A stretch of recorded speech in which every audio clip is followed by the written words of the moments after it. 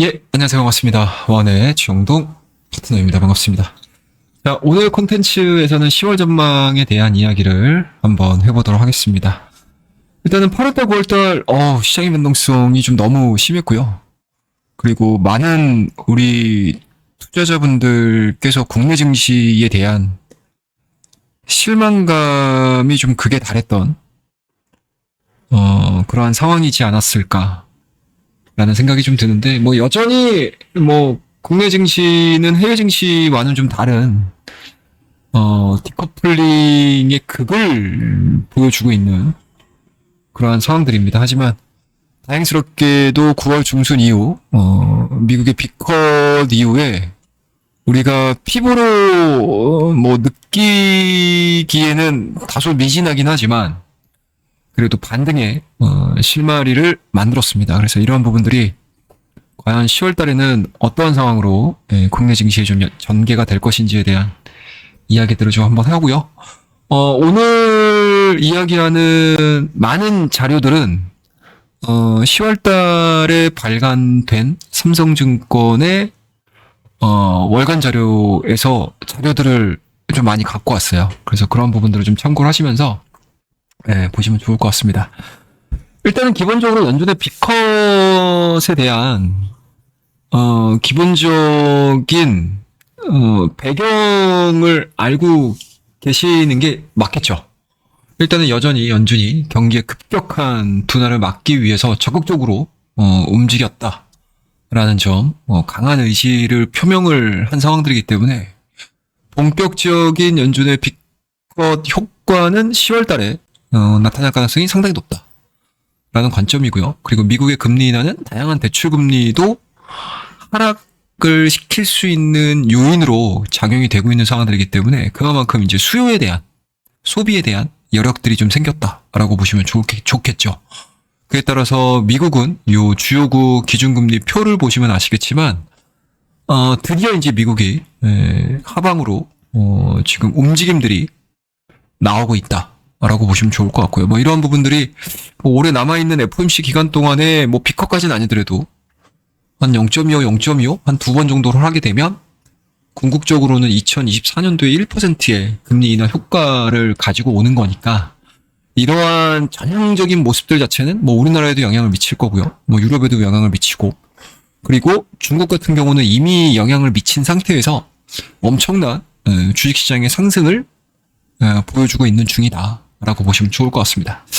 자, 그에 따라서 추후에 미금리 인하의 여력이 크다라는 점에서 보시게 되면, 국내 증시도 지금 현 구간에서는 국내외 여러 가지 안 좋은 부분들만을 우리나라 증시가 막 그대로 받아들이지 않습니까? 근데 이제 10월달 초에 금투세와 관련해서 폐지까지는 우리가 너무 이렇게 쉽게 예단할 수는 없겠지만 그래도 유예 쪽으로 가닥이 10월달 초에 빠르면 빠를수록 뭔가 이제 국내에서 영향을 미칠 수 있는 수급적인 부분들에 대한 노이즈 이러한 부분들도 감소가 이루어질 가능성이 높고요.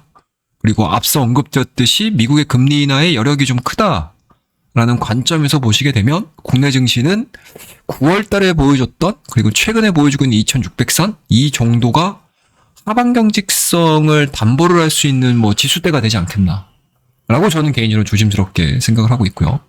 그리고 가장 중요한 부분은 중국이라고 봐요. 그러니까 어찌됐든 G2 국가가 지금 금리 인하를 하기 시작을 했고요. 그리고 다행히도 이 G2가 우리나라 수출 구조에서는 또 1, 2 국가를 다투고 있죠. 물론 이제 지금은 좀 미국으로 1위 국가가 좀 바뀌긴 했지만, 그래도 이 바뀌기 전까지의 수출 국가의 1위가 중국이었기 때문에, 확실히 중국의 이러한 변화 흐름들은 국내 증시에는 긍정적으로 다가올 수밖에 없습니다. 그리고 앞서서도 지난주에 어찌됐든 중국 증시의 반등으로 인해서 국내 증시가 그동안에 움직이지 않았던 시클리컬 종목군들을 중심으로 해서 굉장히 빠르게 턴어라운드가 좀 일어났죠. 그러한 부분들로 봤었을 때 이번 인민은행 1년의 부양책 발표 24일이죠. 예, 판공시역 인민은행장 나왔습니다. 그 다음에 이제 금융감독 관리총국 국장, 증권감독관리위원회 주소. 왜 이렇게 긴지 모르겠어. 이게 우리나라, 그러니까 중국하고 일본은 뭐라고 해야 되나, 이 직책이 붙어 있는 이게 너무 길어요. 예, 이게 여담입니다. 어찌됐든. 어떻게 보면 3대장이에요, 3대장. 예, 경제를 움직이는 3대장이 다 모여가지고 지급 준비율 50bp 인하 하겠다는 얘기거든요. 연내 추가 인하 가능성을 보는 거죠. 그러니까 미국하고 똑같아요. 미국의 B컷, 중국의 지급 준비율 인하, 그리고 미국도 마찬가지로 남아있는 FOMC 기간 동안의 금리 인하, 그리고 중국 역시도 연내에 추가 인하 가능성을 열어둔 거죠. 똑같습니다. 근데 이러한 부분들이 왜 나왔냐라는 관점인데, 일단은 중국입니다. 여기 보이시죠? 중국 부동산 경기 장기 침체 구간에 들어와 있습니다. 보이시죠? 그에 따라서 신규 주택 가격은 계속 하락하고 있는 상황들이고, 주거용 건물 착공 면적도 계속 지금 하락을 하고 있는 상황들입니다.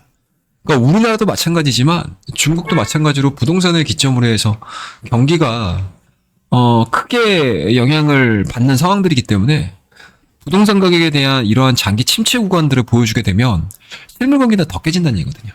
근데 이러한 부분들을 막기 위해서 드디어 칼을 빼들었다라고 보시면 좋을 것 같습니다. 자, 일단은 요 조치가 나오고 나서 시장은 바로 반영을 했습니다. 그리고 본토의 추가적인 재정 정책 시행 여부가 굉장히 좀 중요하다라고 얘기를 하는데 생각보다 되게 빨라요, 이거. 생각보다 되게 빠릅니다, 여러분들. 지난주에 보셔서 아시겠지만 특히 우리나라가 연휴에 들어가기 전에 중국 상해가 8% 상승했습니다. 지수 8% 상승한 거 아마 코로나 시기에 유동성 공급했었을 때 그때 한번 보고 아마 거의 한 2년? 2년, 거의 3년 가까운 시간 동안에 처음 보는 것 같습니다. 그만큼 중국의 이 경기 부양 의지가 요번 통화 정책을 발표를 함으로써 여실히 좀 드러났다. 그리고 강력한 의지를 나타내고 있다. 그래서 그동안에 약간은 미국을 중심으로 한 선진 국가들의 글로벌 자금이 쏠렸다라고 하게 되면 이번 중국의 이러한 경기 정책들로 인해서 이머징 시장, 그러니까 중국을 중심으로 한 이머징 시장으로의 자금 유입을 기대를 해볼 수가 있는 상황들이다. 라고 보시면 좋을 것 같습니다. 그런 부분들에서 보시게 되면 우리나라 입장에서는 너무나 좋은 내용들이다. 라고 보시면 좋을 것 같고요. 그에 따라서 이미 상해는 반응을 했어요. 2700이었던 지수 자체가 3300선으로 마무리가 된 상황들이고 장기 휴가가 진행이 되고 있음에도 불구하고 국경절로 인해서 이번 주 금요일까지 휴장임에도 불구하고 휴장이 끝나고 나서도 추가적인 상승 그림들이 좀 나와줄 수 있지 않겠느냐라는 기대감들이 그대로 드러났다라고 보시면 좋을 것 같고요. 그에 따라서 항생지수도 16,800포인트에서 굉장히 답답하게 움직였던 상황들이었는데 단 2주 만에 21,169포인트까지 급격하게 올라가는 그런 모습들을 보여줬다라고 보시면 좋을 것 같습니다. 자, 그렇다고 되면은 국내 증시의 전체적인 요 그림들이 어떻게 될 것인가? 일단은 시장에서는 뭐라고 해야 될까? 돌다리도 좀 두드리고 싶다라는 생각들을 좀 많이 하는 것 같습니다. 그래서 하방도 2,500 정도, 그리고 상단으로는 일단 2,800 정도. 저는 개인적으로는 생각보다는 좀 세게 열어둔 것 같아요. 세게 열어둔 것 같긴 합니다. 아무래도 이러한 부분들은 아무래도 미국의 금리나 그리고 국내 같은 경우는 저평가 국면으로 대부분의 증권사 하우스가 평가를 내리고 있다라는 관점이고, 그리고 10월달 초반에 금투세, 그리고 삼전에 대한 실적 발표가 10월달 초반에 예상 실적 발표가 있죠. 그 실적 발표가 끝나게 되면 삼전에 대한 평가는 불확실성이죠. 그러니까 삼전이 지금 너무 안 좋잖아요. 지금 분위기 자체가. HBM 시장도 안 좋고 레거시 반도체에 대한 시장도 안 좋고 거기에다가 삼전이 앞으로 반도체 시장이라든지 여러 사업적인 측면에 있어서 경쟁력을 갖출 수 있을 것이냐. 그러니까 근본적인 경쟁력? 이러한 부분들에 대한 시장에서에 대한 의구심들이 가득가득하다 보니까 삼전에 대한 불확실성? 이러한 부분들이 계속적으로 외국인들에 대한 매도로 좀 이어지고 있는 상황들인데 그 불확실성을 좋든지 안 좋든지 간에 그 불확실성을 해소시킬 수 있는 부분들은 실적이라고 보는 거거든요. 그래서 그 실적을 확인한 이후에는 주가에 대한 뭐 지지가 나오든 아니면 뭐 추가적으로 더 빠질 수 있을 거야라는 상황으로 시장이 받아들일지는 모르겠지만 어찌됐든 불확실성에 대한 해소 부분들로 놓고 봤었을 때 시장에서에 대한 긍정적인 평가는 이루어질 수 있다. 그러니까 긍정적인 평가라는 개념이 아니고 뭔가 이제 거쳐지는 거죠. 그러니까 내가 이거를 굳이 기존에는 이거를 사야 되나 말아야 되나 이거를 고민했다라고 하게 되면 이 실적이 발표가 되고 나선 아예 그냥 사지 않는다는 심리로 가든가 아니면은 저평가라고 해서 사는 그런 이제 구간들로 가든가. 그럼 만약에 삼전에 대한 실적 자체가 시장에서에 대한 평가가 안 좋다라고 하게 되면 삼전에 들어가야 될 자금들이 다른 기업들로 들어간다는 얘기거든요. 그래서 그런 부분들을 놓고 봤었을 때는 일단은 불확실성 해소로 보는 게 맞지 않나 라는 생각이 좀 들고요. 그리고 미국 대선이라든지 지정학적 요인들로 인해서 약간은 불확실성이 존재를 한다라는 부분들은 공통된 의견이다라고 보시면 좋을 것 같습니다. 자, 그에 따라서 미연준 금리 인하 대 중국의 지준율 인하가 진행이 되고 있는 과정에서 수혜 업종들이 과연 무엇이 될 것인가 라는 관점인데 일단은 중국 수혜로 묶여있는 섹터군들을 보시게 되면 뭐 화학이라든지 소비자 제품 서비스라든지 뭐 대표적으로 뭐 화장품 이런 게 들어가겠죠. 그다음에 이제 유통 쪽도 긍정적으로 보고 있는 것 같고요. 그리고 미국의 수혜로 놓고 보게 되면 정보기술, 뭐 IT 당연하겠죠. AI 당연하겠죠. 그다음에 이제 건설 및 자재. 아마 이쪽은 유틸리티 쪽으로 들어갈 것 같습니다. 그리고 유틸리티 그리고 건설 및 자재 같은 경우도 상당 부분 미국의 금리 인하로 인해서 수혜를 받을 수 있는 섹터군으로 분류가 되는 모습들이고 그리고 두 가지 다 이제 교집합이 이루어지면서 긍정적인 평가를 받고 있는 섹터군들을 보게 되면 여행 및 레저, 그 다음에 이제 기초 원재료, 그 다음에 자동차 및 부품 산업, 그 다음에 이제 서비스 쪽. 뭐 요런 쪽 산업재 서비스 뭐 요 정도까지도 좀 저는 개인적으로는 포함을 시킬 수 있지 않겠느냐라는 관점이고 그 다음에 여기에서 좀 평가를 좀 좋게 낼 수 있는 것들은 아마 이제 헬스케어 정도? 네, 헬스케어 정도는 좀 긍정적인 평가. 그 다음에 뭐 없네요. 예, 요 정도 말고는. 아니면 이제 부동산 정도? 예, 요 정도? 요 정도로 평가를 내릴 수 있겠죠. 근데 여기에서 보험이라든지 은행이라든지 이런 것들은 사실은 국내 밸류업 관련해가지고 평가를 좀 좋게 받았었어야 되는데 일단은 밸류업 지표 지수가 발표되고 나서 시장에서에 대한 평가는 그렇게 좋지는 않습니다. 상당히 뭔가 이제 실망감을 많이 준 상태라고 1차원적인 평가는 이루어지고 있어요. 뭐 물론 아직 본 게임은 끝난 건 아닙니다. 뭐 지수에 포함되어 있는 100종목 자체가 무슨 기준인지도 굉장히 좀 모호해진 상황들이고 그리고 과연 이러한 부분들이 밸류업을 하는 데 있어서 국내 증시에 뭐 수급적인 부분이 됐든 아니면 평가 지표로서 뭐 정상적인 작동을 할지는 모르겠지만 일단은 이 밸류업 지수를 기초로 해서 나오는 상품들이 시장에서 어떤 흥행 성적을 만들어 주느냐에 따라서 평가를 해도 좀 늦지 않다라고 보시면 좋을 것 같습니다. 그래서 일단은 실망한 부분들은 있습니다. 물론 실망한 부분들은 있지만 너무 뭐라고 해야 될까? 너무 좀 극단적인 부분들보다는 이 실망감을 그대로 안고 가시되 정상적인 연계되는 상품이 출시가 됐었을 때 그때 그냥 담아뒀던 욕을 해도 늦지 않다라고 저는 생각을 하고 있습니다. 1차원적인 욕은 끝났다. 그 다음 욕은 2차 욕은 상품의 출시 여부, 출시 이후의 흥행 여부를 보면서 한번 우리가 평가를 다시 한번 재평가를 한번 해보도록 하겠습니다. 자, 그래서 삼성증권에서 이번 여러 가지 10월 달에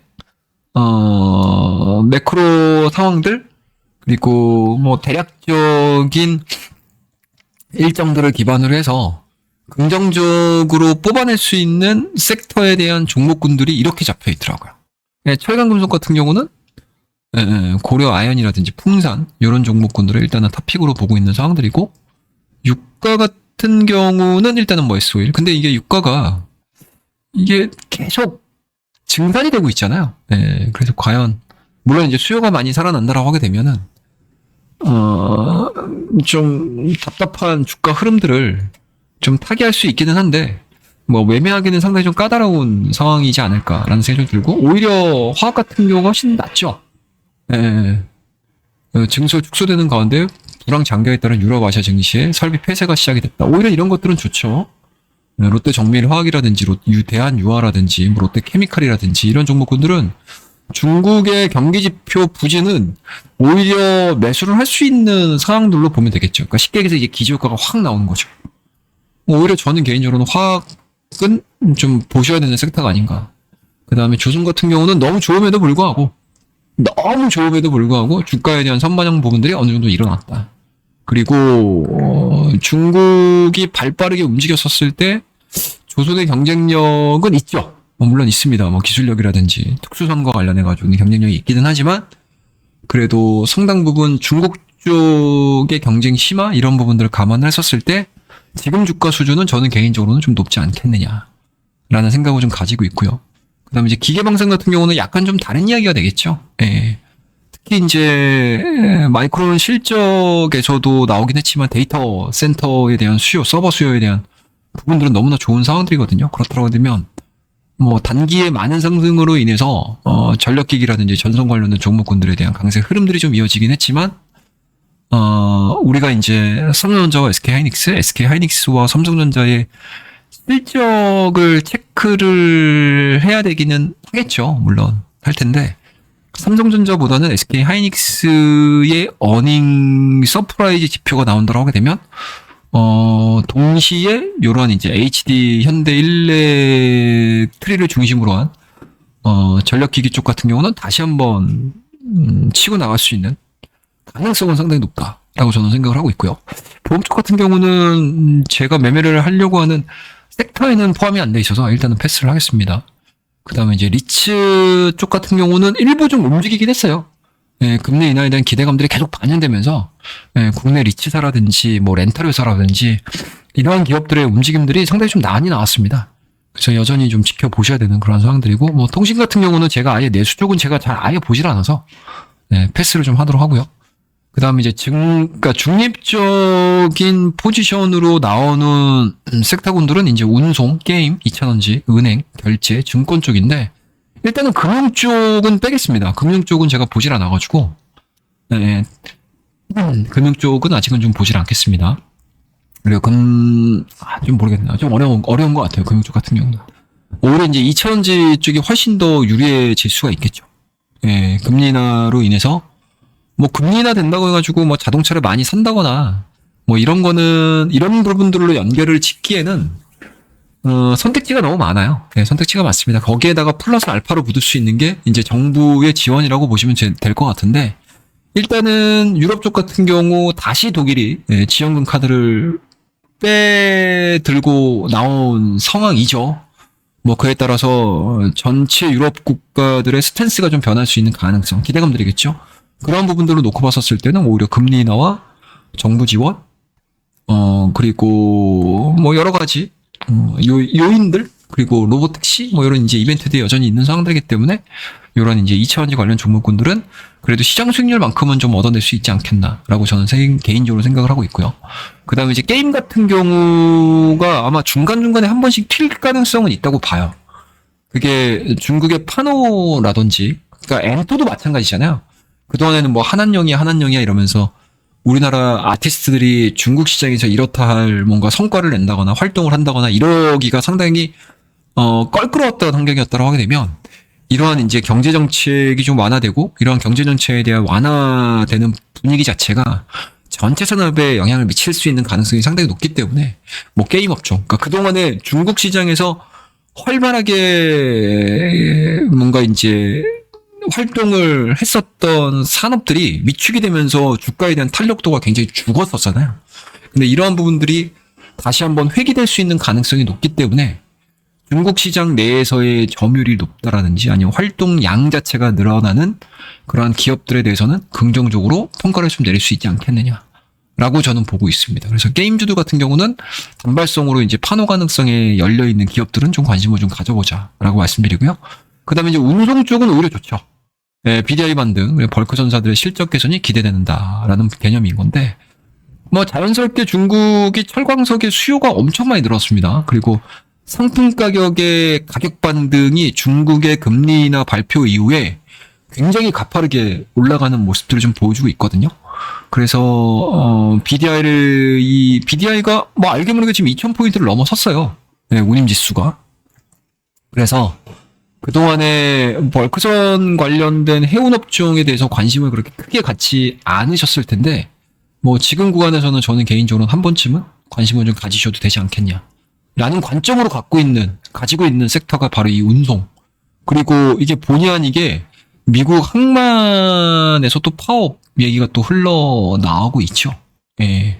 여러 가지 다양하게 이제 뭐 장기적인 흐름을 놓고 봤었을 때 좀 변화가 될 수 있는 소식도 있고, 단발성으로 뭔가 이제 변동성을 크게 보여줄 수 있는, 짧은 기간 동안에 임팩트 있게 보여줄 수 있는 뭔가 이벤트들도, 이슈들도 좀 있는 상황들이기 때문에 운송업종은 좀 지켜보셔도 되지 않겠나 라고 저는 개인적으로 생각을 하고 있습니다. 그렇게 해서 오늘 삼성증권의 10월달 리포트 자료들을 중심으로 해서 10월의 전략 부분들을 대략적으로 한번 훑어보는 시간을 가지고 왔습니다. 뭐 제가 오늘 이렇게 서머리를 한 내용들 자체가 10월달에 그대로 드러난다라고 생각들 하지 마시고요. 항상 시장은 중간중간에 이슈들로 인해서, 이벤트들로 인해서, 그리고 시장의 커브가 될 수 있는 여러 가지 뭔가 일들이 벌어집니다. 항상 그러한 일들이 벌어졌을 때 내가 가지고 있는 기본적인 투자 전략에서 항상 변화를 줄 수 있는 그런 좀 유연한 투자자가 되셨으면 하는 마음에서 오늘 10월 전략을 얘기해 드리고요. 다음 시간에는 더 좋은 내용들을 가지고 또 찾아뵙도록 하겠습니다. 자, 오늘 이야기가 좋으셨다면 구독과 좋아요, 알림 설정 부탁드리고요. 다음 시간에 뵙도록 하겠습니다. 감사합니다.